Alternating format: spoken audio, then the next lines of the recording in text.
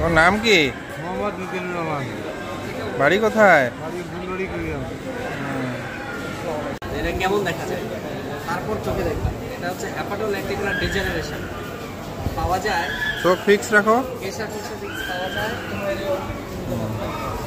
হ্যাঁ, জমা দিয়ে দেন, রিপোর্ট হয়ে যায়।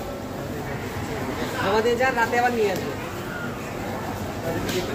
না, সকালে দেখুন।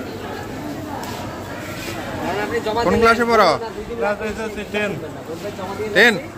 আজকে হয় হইলো রাতে। এইদিকে তাকাও। এইদিকে তাকাও। রাতে 11টা।